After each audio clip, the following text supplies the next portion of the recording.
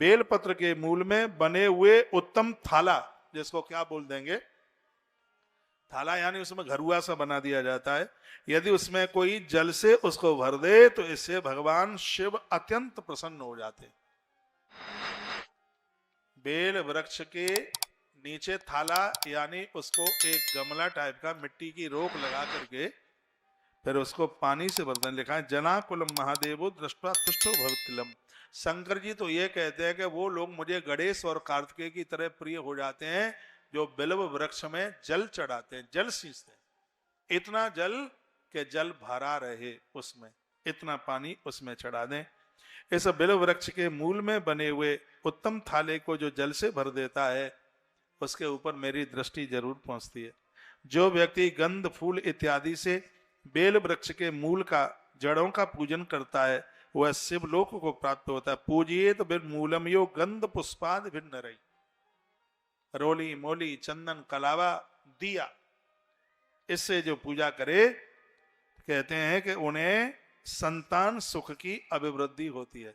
100 बातों की एक बात है, जिनके बच्चे माता पिता को, मम्मी पापा को छोड़ के जा रहे हैं, ठीक से बातचीत भी नहीं करते, आपसे बात भी नहीं करते, आपके हाल चाल भी नहीं लेते, तो बेल वृक्ष की जड़ों में रोली गंध चंदन इत्यादि से 1 लोटा जल चढ़ाकर बेल वृक्ष का यदि पूजन किया जाए तो बेटा और बहू तुमसे कभी अलग नहीं जा पाएंगे। ये प्रभाव बेल वृक्ष का।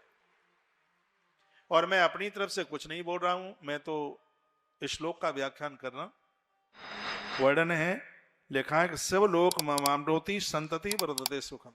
संतान का उत्कर्ष नहीं हो रहा है, उन्हें व्यापार नहीं मिल रहा, नौकरी नहीं मिल रही है, तो उन बच्चों के निमित्त आप भी बेल वृक्ष की जड़ों में 1 लोटा जल चढ़ा करके इस बेल वृक्ष की 40 दिन आप पूजा कीजिएगा, एब्सेंट मत कीजिए, समाधान हो जाएगा। बेल वृक्ष इतना वंदनीय है, इतना पूजनीय है। और क्या लिखा, बिल्वमूले दीपमालाम या कल्पयन्ति असादरम सतत ज्ञान संपन्नो महेशांतर्गतो भवेत। जो बेलव की जड़ों में 1 दिया जलाते हैं 1 कल्प तक वो भगवान शंकर के चरणों में रहते हैं उस लोक। 1 कल्प कितना होता है? कल मैं आपको निवेदन कर रहा था, कल्प क्या है? प्रयाग में लोग जाके कल्पवास करते हैं। मुझे मीडिया के लोगों ने पूछा, मैं प्रयाग में बता रहा था कि कल्प क्या है।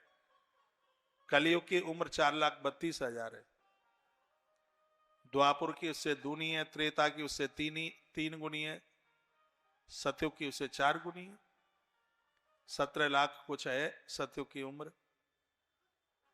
तो ये 4 युग एक बार निकल जाए उसको एक चतुर्युगी कहते हैं। ये 4 युग 1000 बार निकल जाए तब उसको एक मनवंतर कहते हैं। और ये मनवंतर 72 बार निकल जाए तब उसको एक कल्प कहते हैं। समझते हैं? जो प्रयाग में 1 महीना वास कर लेते हैं तो उन्हें इतने वर्षों तक का भजन करने का पुण्य प्राप्त होता है। कल्प इसे कहते हैं, कल्प की इतनी वर्षों की इतनी संख्या होती है। तो यहां इस ग्रंथ में लिखा हुआ है कि जो भगवान महादेव के बेल वृक्ष में 1 लोटा जल चढ़ा देते हैं और 1 दिया जला करके रख देते हैं, 1 कल्प वर्ष तक भगवान महादेव के चरणों में उनको स्थान प्राप्त होता है। ये इतनी बड़ी महिमा बेल वृक्ष के नीचे दीपदान करने की। रोज नहीं कर सकते तो हफ्ते में 1 आध बार कर लो, सोमवार को कर लो, प्रदोष को कर लो, अमावस्या को कर लो, करो जरूर। इधर उधर के चक्कर में मत पड़िए। कहां गंडा ताबीज के चक्करों में पड़े हो?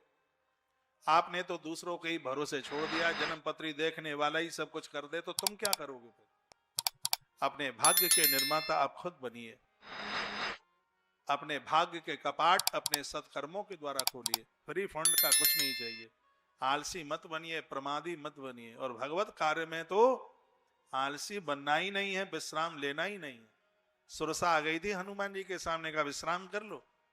वो पर्वत आ गया था, मैनाक पर्वत, हनुमान जी के सामने, कहा विश्राम कर लो। तो हनुमान जी क्या कहते हैं? राम काज कीने बिनु मोहि कहां विश्राम। जब तक भगवत कार्य न हो जाए तब तक कोई विश्राम तो होगा ही नहीं। आप भी भगवत कार्य के लिए धरती पर आए। आप सब हनुमान बन करके आए हैं धरती पर, आप सब सबरी बन करके आए हैं धरती पर।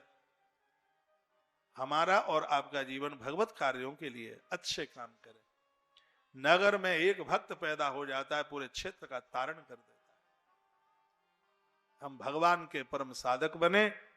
श्री शिव महापुराण का ऐसा अद्भुत संदेश है। बिल्व शाखा समादाय हस्तेन नव पल्लवम, अपने हाथों से बेल की पत्तियां तोड़कर तीनों पत्तियों पर भगवान का नाम लिख करके जो चढ़ाते हैं, लिखा है कि देखो कौन सा बेल पत्तियां, एक तो ऐसे बड़े बड़े पत्ता होते हैं, एक बिल्कुल छोटे होते हैं, तो ना छोटे पत्ते चढ़ाए जाते ना बड़े पत्ते चढ़ाए जाते, बीच के जो मीडियम है वो बेल पत्तियां भगवान को चढ़ाई जाती।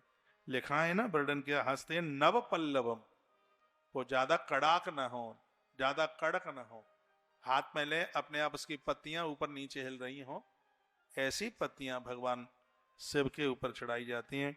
गृहीत्वा पूजयेद बिल्वम सच पाप प्रमुच्यते, ऐसी बेल पत्नियां भगवान को चढ़ाने से संपूर्ण पाप जल जाते, खत्म हो जाते।